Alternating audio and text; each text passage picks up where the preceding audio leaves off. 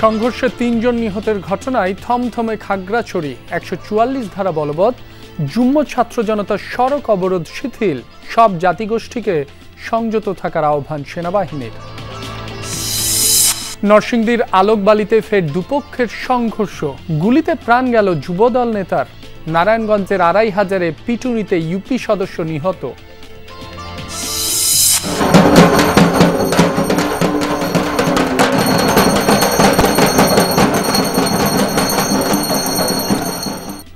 বিহিত পূজায় মহাসপ্তমীর আনুষ্ঠানিকতা। চক্ষুদানে ত্রিনয়নী দেবীর প্রাণ প্রতিষ্ঠা। মন্ত্র আরতিতে মণ্ডপে মণ্ডপে চলছে বন্দনা।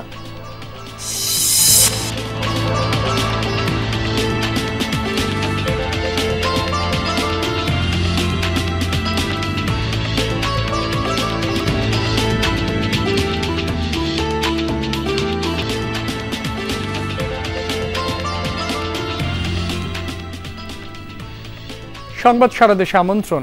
আপনাদের সাথে আছি মাসুম রাব্বি। এতক্ষণ শিরোনাম দেখছিলেন, এবার জানাবো বিস্তারিত। সংঘর্ষে ৩ জন নিহতের ঘটনায় এখনো থমথমে পার্বত্য জেলা খাগড়াছড়ি। বলবৎ রয়েছে অনির্দিষ্টকালের ১৪৪ ধারা। জোরদার করা হয়েছে নিরাপত্তা ব্যবস্থা। এদিকে আহতদের চিকিৎসার সুবিধার্থে খাগড়াছড়ি ও রাঙ্গামাটি থেকে ঢাকা ও চট্টগ্রাম সড়ক পথে অবরোধ দুপুর ১২টার পর থেকে শিথিলের ঘোষণা দিয়েছে যুগ্ম ছাত্র জনতা।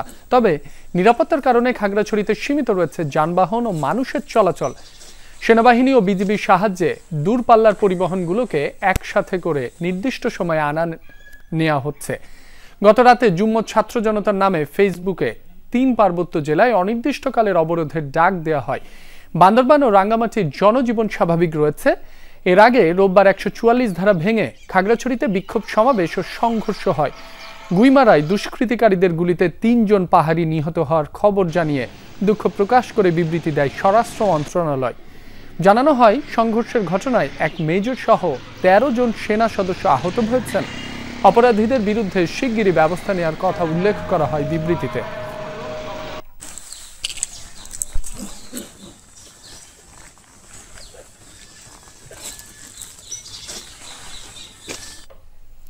খাগড়াছড়ির সবশেষ পরিস্থিতি তুলে ধরতে যুক্ত হচ্ছেন সহকর্মী শাহরিয়ার ইউনুস। ইউনুস, খাগড়াছড়ির আজকের সার্বিক পরিস্থিতি কেমন দেখছেন? গতকালের ঘটনায় কোনো মামলা হয়েছে কিনা সে বিষয়েও জানাবেন।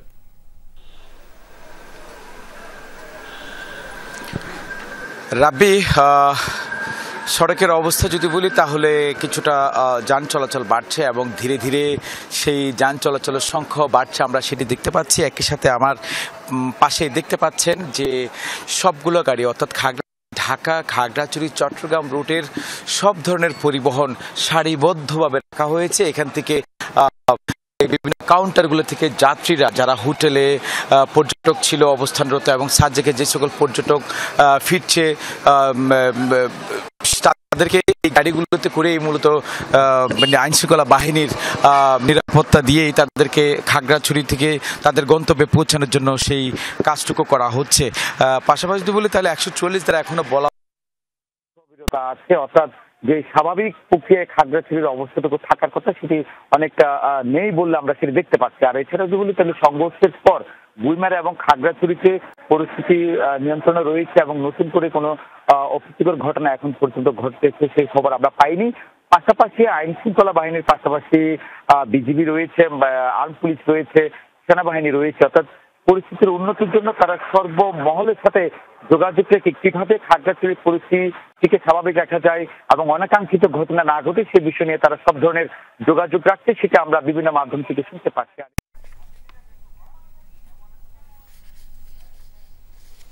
শনি ও রোববার খাগড়াছড়ি ও গুইমারায় ঘটে যাওয়া সহিংসতা নিয়ে বিবৃতি দিয়েছে আন্তঃবাহিনী জনসংযোগ পরিদপ্তর আইএসপিআর। বিবৃতিতে জানানো হয়, ইউপিডিএফ এর মূল অংশ ও এর অঙ্গ সংগঠনগুলো পরিকল্পিতভাবে পার্বত্য চট্টগ্রামে অস্থিতিশীলতা সৃষ্টির চেষ্টা চালাচ্ছে। ২৩ সেপ্টেম্বর এক শিক্ষার্থী ধর্ষণের জেরে খাগড়াছড়িতে উত্তেজনা ছড়িয়ে পড়ে। ২৬ সেপ্টেম্বর অবরোধ চলাকালে টহলরত সেনা সদস্যদের ওপর ইটপাটকেল ছোড়া হয়। এতে ৩ সেনা আহত হন। ২৭ সেপ্টেম্বর খাগড়াছড়ি পৌরসভা এলাকায় সংঘর্ষ, ভাঙচুর, গুলি ও অ্যাম্বুলেন্সে হামলার ঘটনা ঘটে। পরিস্থিতি সাম্প্রদায়িক দাঙ্গায় রূপ নিলে জেলা প্রশাসন ১৪৪ ধারা জারি করে। সেনা ও আইন শৃঙ্খলা বাহিনী সারা রাত কাজ করে পরিস্থিতি নিয়ন্ত্রণে আনে। রোববার গুইমারার রামসু বাজার এলাকায় 144 ধারা ভঙ্গ করে পাহাড়ি বাঙালি পাল্টাপাল্টি ধাওয়ায় জড়িয়ে পড়ে। সেনা সদস্যদের ওপর দেশীয় অস্ত্র, ইটপাটকেল ও গুলতি দিয়ে হামলা চালানো হয়। এতে 3 কর্মকর্তা সহ 10 সেনা সদস্য আহত হন। একই সঙ্গে বিজিবির গাড়িও ভাঙচুর করা হয়। সংঘর্ষের সময় পাহাড় থেকে স্বয়ংক্রিয় অস্ত্র দিয়ে 100 থেকে 150 রাউন্ড গুলি ছোড়া হয়। পরে সেনা সদস্যদের তৎপরতায় সশস্ত্র দলটি সরে যায়। সেনাবাহিনী সব জাতিগোষ্ঠীর নেতা ও জনগণকে সংযত থাকার আহ্বান জানায়। পার্বত্য অঞ্চলে নিরাপত্তা ও দেশের সার্বভৌমত্ব রক্ষায় সেনাবাহিনী দৃঢ় প্রতিজ্ঞ বলে জানানো হয় বিবৃতিতে।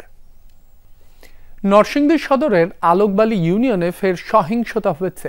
বিবাদমান দুপক্ষের সংঘর্ষে গুলিবিদ্ধ হয়ে নিহত হয়েছেন ইউনিয়ন যুবদলের যুগ্ম আহ্বায়ক সাদেক মিয়া।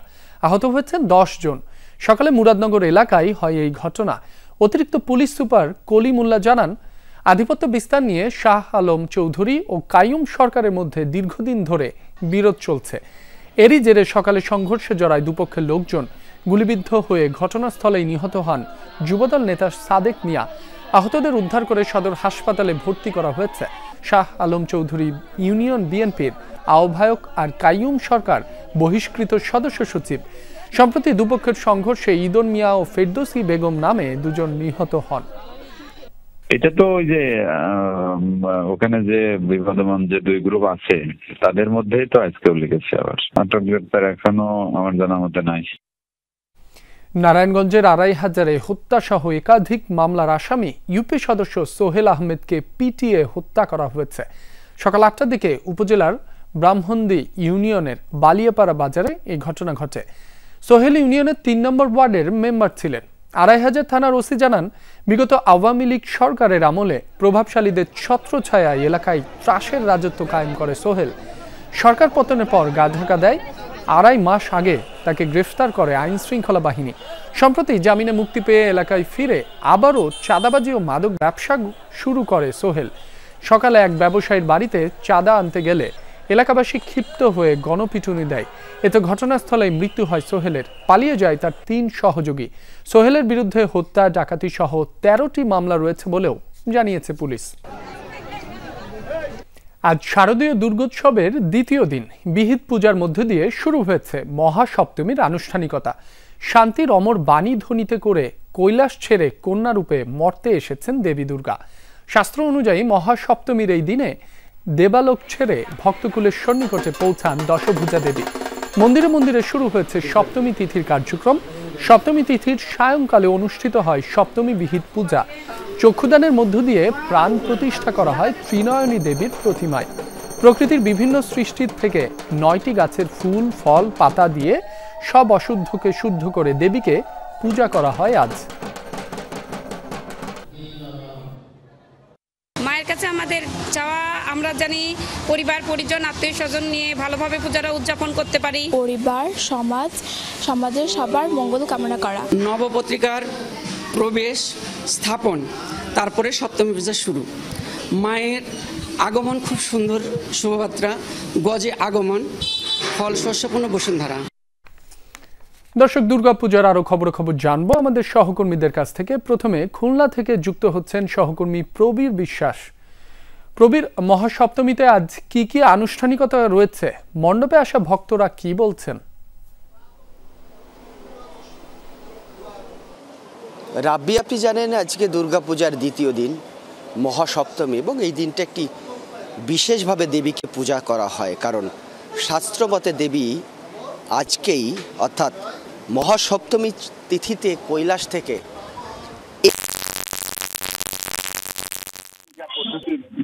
মধ্য দিয়ে ত্রিনয়নী দেবীর চক্ষুদান, একই সাথে দেবী প্রাণ প্রতিষ্ঠিত করা হয়েছে। প্রাণ প্রতিষ্ঠিত করা হয়েছে অর্থাৎ আজকে থেকে দেবীকে বিশেষভাবে পূজা করা হয়। এবং আপনি বলেছেন আজকে নবপত্রিকায় প্রবেশ, একই সঙ্গে প্রকৃতির 9টি ফুল, ফল, পল্লব দিয়ে দেবীকে পূজিত করা হয়েছে। সেটি আসলে সম্পন্ন হয়েছে কারণ এটি বেলা 58 মিনিট পর্যন্ত এই তিথির সময়কাল ছিল। এর মধ্যেই পূজার যে সমস্ত আনুষ্ঠানিকতা সেগুলো সম্পন্ন করা হয়েছে। আপনি জানেন যে আজকে দেবী যে মর্তে প্রবেশ করেছেন তিনি এবার গজে চড়ে এসেছেন এবং গজকে বলা হয় তার 4টি বাহনের মধ্যে সর্বাপেক্ষা মহৎ বা শুভকরের বাহন এবং এটিকে বলা হয় শস্যপূর্ণ বসুন্ধরা, অর্থাৎ দেবীর আগমনে এই পৃথিবী শস্য শ্যামল এবং যে সমস্ত ফসলাদি আছে সেগুলো ভরপুর হবে এবং দেবীকে সেইভাবেই আরাধনা করা হয়েছে। মণ্ডপে মণ্ডপে এখন শুধুমাত্র দর্শনার্থীদের ভিড় রয়েছে, তবে দুপুর থেকে বিকালবেলা হলেই দর্শনার্থীর সংখ্যাটা বেড়ে যায়। আপনি জানেন বিকালে শুধুমাত্র দেবী দর্শনই করতে বের হয় না, আলোকসজ্জা সহ যে সমস্ত প্যান্ডেল করা হয়, সাজসজ্জা করা হয়, সেগুলো কিন্তু ভক্তরা এখানে এসে সেগুলো দর্শন করে, দেবীকে দর্শন করেন এবং দেবীকে শ্রদ্ধা নিবেদন করে। আজকে পূজার পরেই দেবীকে অঞ্জলি প্রদান করা হয়েছে এবং আজকের সপ্তমীর পূজার মধ্য দিয়ে যত অশুভতা অসুরতা সেগুলো দূর হয়ে মানুষের সুবুদ্ধির উদয় হবে, মানুষের মধ্যেকার যে সম্প্রীতি সেটি আরও বেশি সুদৃঢ় হবে এবং মানুষে মানুষে ভ্রাতৃত্ব বোধ বৃদ্ধি পাবে। মহাসপ্তমীর পূজায় এটাই বলা হয়, সে কারণেই দেবীকে সেইভাবে পূজা করা হয়েছে এবং আগামীকাল মহা অষ্টমী, নবমী, দশমীতে দেবী দোলায় চড়ে যাবেন। তার আগ পর্যন্ত দেবীর কাছে ভক্তকুল আশীর্বাদ চেয়ে রাখবেন, দেবী যাতে সন্তুষ্ট হয়, আগামী একটি বছর যাতে এই ধরাধামে তার ভক্ত যারা থাকবে, যাদেরকে রেখে তিনি চলে যাবেন, তারা যেন ভালো থাকে, ভক্তকুল কিন্তু সেটাই দেবীর কাছে প্রত্যাশা করে। রাব্বি। প্রবীর, আপনাকে ধন্যবাদ। আপনার মাধ্যমে খুলনার খবরাখবর জানছিলাম। এ পর্যায়ে রাজশাহীতে দুর্গোৎসবের খবরাখবর জানবো। যুক্ত হচ্ছেন সহকর্মী তারেক মাহমুদ। তারেক, শহরে দুর্গোৎসবের আমেজ কেমন দেখছেন? সার্বিক ব্যবস্থাপনা কেমন? রাবি, সকাল থেকে আসলে দারুণ আমেজ এবং মণ্ডপে মণ্ডপে যারা ভক্তকুল তারা আসছেন এবং এখন দেবী দর্শন দিচ্ছেন। সকাল থেকে আমি রাজশাহীর মণ্ডপগুলোতে যেমনটি দেখেছি যে মণ্ডপে মণ্ডপে চণ্ডী এবং মন্ত্রপাঠের মাধ্যমে পূজা এবং দেবী দর্শন, দেবীর পায়ে ভক্তদের অঞ্জলি প্রসাদ এবং প্রসাদ গ্রহণের মধ্য দিয়ে যে সপ্তমী পূজার যে আনুষ্ঠানিকতা সেটি আজকে শুরু হয়েছে এবং ভক্তদের দুঃখ কষ্ট দূর করতে চলতি বছর দেবী দুর্গা এসেছেন গর্জে চড়ে। ভক্তকুল তারাই তেমনটি জানাচ্ছেন এবং বিজয় দশমীর দিনে যেমনটি হবে যে দোলাই করে মর্তলোকে ছেড়ে যাবেন কৈলাসে। এবং এখন পর্যন্ত রাজশাহীর মোট মহানগরীতে 103টি মণ্ডপ রয়েছে এবং রাজশাহী জেলাতে 367টি মণ্ডপ রয়েছে। এই শারদীয় দুর্গা উৎসব সেই মণ্ডপগুলোতে অনুষ্ঠিত হচ্ছে এবং আমি যতটুকু দেখছি যে পুরোহিতরা বলছেন যে সুখ সমৃদ্ধি শান্তি কামনায় যে ভক্তরা তারা সকাল থেকে পূজা অর্চনার মাধ্যমে তারা কিন্তু এই প্রার্থনা করছেন এবং দেবী দুর্গাকে আসন বসন নৈবেদ্য পুষ্পমাল্য করে ধূপ এবং দীপ দিয়ে তারা পূজা করছেন। এখন পর্যন্ত রাজশাহীর যে মণ্ডপগুলো রয়েছে মণ্ডপগুলোতে সকালে পবিত্র চণ্ডীপাঠ এবং পূজা অর্চনা পুষ্পাঞ্জলি মাধ্যমে পূজা অনুষ্ঠিত হয়েছে এবং রাজশাহীর যে 103টি মণ্ডপ রয়েছে মহানগরীতে মণ্ডপগুলোতে মূলত বিভিন্ন নান্দনিক সাজে থিম ভিত্তিক যে পূজা সেগুলো হয়েছে। ভক্তকুল তারা পরিবার পরিজন ছোট বড় সবাই কিন্তু আসছেন এবং মণ্ডপগুলোর সকাল থেকে ঘুরে দেখছেন। অন্যদিকে আমি যতটুকু দেখতে পাচ্ছি যে রাজশাহী মহানগরীর পক্ষ থেকে পুলিশের পক্ষ থেকে যে 3 স্তরের যে নিরাপত্তা ব্যবস্থা সেই নিরাপত্তা ব্যবস্থা রয়েছে। এ বাদেও মোবাইল এই স্থায়ী যে ফোর্স এবং মোবাইল ফোর্স সহ সাইবার টিম, সিআরটি গোয়েন্দা সংস্থা, এ বাদেও র্যাব, পুলিশ, আনসার এবং সেনাবাহিনীর সদস্যরাও কিন্তু কাজ করছেন। বলা যায় যে সকাল থেকে একদমই আনন্দমুখর পরিবেশে সপ্তমীর যে আনুষ্ঠানিকতা সেটি শুরু হয়েছে। মণ্ডপে মণ্ডপে এখন ভক্তকুল দেবী দর্শনে বের হয়েছে। তারেক, আপনাকে ধন্যবাদ। পাবনার ভাঙ্গুড়ায় ট্রেনের 2টি বগি লাইনচ্যুতের 5.5 ঘন্টা পর স্বাভাবিক হয়েছে ঢাকার সাথে উত্তরবঙ্গের রেল চলাচল। লাইনচ্যুত বগি উদ্ধারের পর 10টার দিকে ট্রেন চলাচল স্বাভাবিক হয়। এর আগে ভোর 4:30টার দিকে ভাঙ্গুড়া রেল স্টেশনের কাছাকাছি একটি লেভেল ক্রসিংয়ে পঞ্চগড় এক্সপ্রেসের বগি লাইনচ্যুত হয়। চলাচল বন্ধ থাকায় চরম ভোগান্তিতে পড়েন যাত্রীরা, তবে কোনো হতাহতের ঘটনা ঘটেনি। দুর্ঘটনার পরপরই ঈশ্বরদী থেকে উদ্ধারকারী ট্রেন গিয়ে লাইনচ্যুত বগি উদ্ধারে কাজ শুরু করে। সাবেক শিল্পমন্ত্রী নুরুল মজিদ মাহমুদ হুমায়ুন চিকিৎসাধীন অবস্থায় মারা গেছেন। ইন্না লিল্লাহি ওয়া ইন্না ইলাইহি রাজিউন। সকালে তিনি ঢাকা মেডিকেল কলেজ হাসপাতালের আইসিইউতে মারা যান। নুরুল মজিদের ছেলে মঞ্জুরুল মজিদ মাহমুদ সাদি নিজের ভেরিফাইড ফেসবুক পেজে এক পোস্টে তার বাবার মৃত্যুর খবর জানিয়েছেন। শনিবার বিকেলে ঢাকা কেন্দ্রীয় কারাগারে অসুস্থ হয়ে পড়েন তিনি। পরে তাকে ঢাকা মেডিকেলে ভর্তি করা হয়। বেশি অসুস্থ হয়ে পড়লে তাকে নেওয়া হয় আইসিইউতে। গত বছরের 24 সেপ্টেম্বর রাজধানীর গুলশান থেকে নুরুল মজিদ মাহমুদ হুমায়ুনকে গ্রেফতার করেছিল র্যাব। 2024 সালের 4 আগস্ট নরসিংদীর মাধবদী এলাকায় বৈষম্য বিরোধী ছাত্র আন্দোলনের সময় ছাত্র জনতার উপর হামলা, আক্রমণ ও হত্যাকাণ্ডের অভিযোগে তাকে গ্রেফতার করা হয়েছিল। পরে তাকে কারাগারে পাঠানোর আদেশ দেন আদালত। নেত্রকোনার গ্রামাঞ্চলেও ব্যাপকভাবে ছড়িয়ে পড়েছে মাদক। উঠতি বয়সীরাও হয়ে পড়ছে মাদকাসক্ত।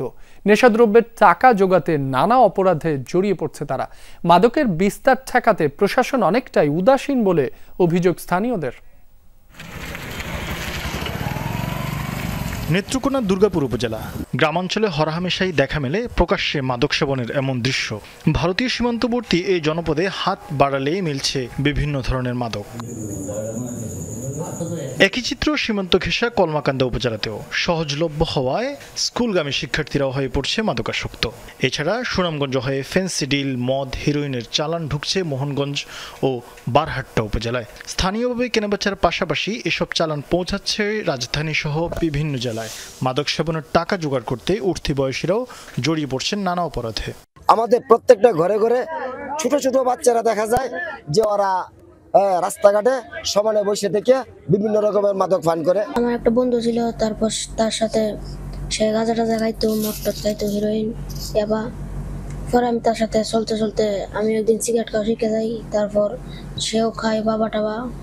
আমার খাইছে, প্রথমে গাঁজা খাওয়াইছে। হিরোইন খাইছি, খাওয়ার পরে মনে করেন আমার কেন কিছু ভালো লাগে না, না লাগলে মনে করেন এইটা ছাড়া কোনো চলে না। স্থানীয়দের অভিযোগ, মাদকের ব্যাপক বিস্তার ঘটলেও অনেকটাই নির্বিকার প্রশাসন। মূল হোতাদের আইনের আওতায় আনার দাবি তাদের।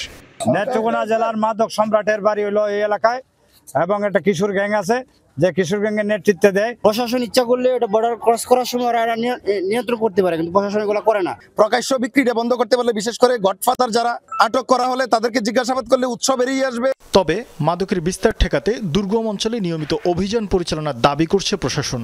মাদক একটি বৈশ্বিক সমস্যা, তো এটা আসলে বিস্তৃত আকারে এখন আমাদের গ্রামগঞ্জ পর্যন্ত ছড়িয়ে গিয়েছে। আমাদের গোয়েন্দা নজরদারি অব্যাহত রয়েছে। আমরা চাচ্ছি যে নেত্রকোনা জেলা একটা মাদকের ক্ষেত্রে একটা নিয়ন্ত্রিত পর্যায়ে যাতে আমরা আনতে পারি। এই ধরনের অভিযান আমাদের চলমান আছে এবং নিয়মিতভাবে এই অভিযানটা অব্যাহত থাকে। স্পেসিফিক যদি কোনো অভিযোগ থাকে আমাদের পুলিশের বিরুদ্ধে, সেটা অবশ্যই তদন্তের পর্যায়ে আমরা নিয়ে আসবো এবং তার বিরুদ্ধে ব্যবস্থা গ্রহণ করব। মাদক কারবারিদের আইনের আওতায় এনে দৃষ্টান্তমূলক শাস্তি নিশ্চিতের দাবিতে মানববন্ধন সহ বিভিন্ন কর্মসূচিও পালন করেছেন স্থানীয়রা। শরীফ ফারুকি, যমুনা নিউজ। এই ছিল সংবাদ সারা দেশের এখনকার আয়োজনে। এতক্ষণ যারা সাথে ছিলেন সবাইকে ধন্যবাদ।